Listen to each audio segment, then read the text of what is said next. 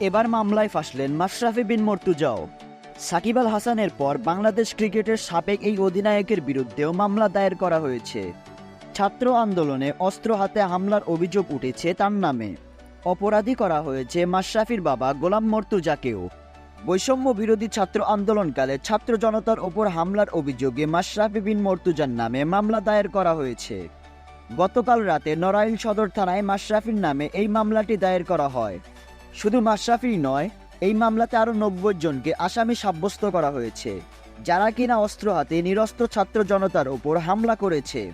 মামলার এজাহারে বলা হয়, কোটা সংস্কার আন্দোলন চলাকালে ছাত্র জনতাকে রুখতে মাশরাফি ও তার বাবার নেতৃত্বে আসামিরা গত ৪ই আগস্ট দুপুর ২:৩০টার দিকে রামদা, ছুরি, চাইনিজ কুড়াল ও লোহার রডের মতো দেশীয় অস্ত্রের পাশাপাশি শর্টগান, বন্দুক, পিস্তল ও বোমা নিয়ে নড়াইল চৌরাস্তায় সমাবেশ করে।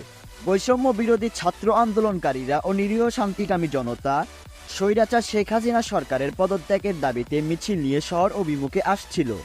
কাছাকাছি পৌঁছাতে মাশরাফি ও তার বাবার নেতৃত্বে আসামিরা আন্দোলনকারী ছাত্র জনতার উপর হামলা চালায়। রামদা, ছুরি, চাইনিজ কুড়াল ও লোহার রড দিয়ে হামলার পাশাপাশি আন্দোলনকারীদের উপর শটগান ও পিস্তল থেকে গুলিবর্ষণ করা হয়।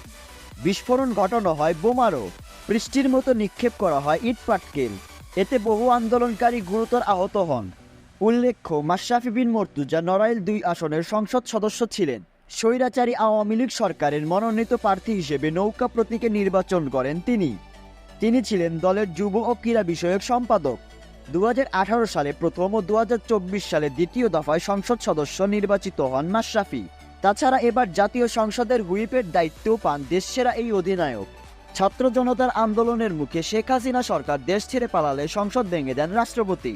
এর আগেই অবশ্য পরিবার নিয়ে নড়াইল ছাড়েন মাশরাফি। জানা গেছে ঢাকাতেই আত্মগোপনে আছেন তিনি।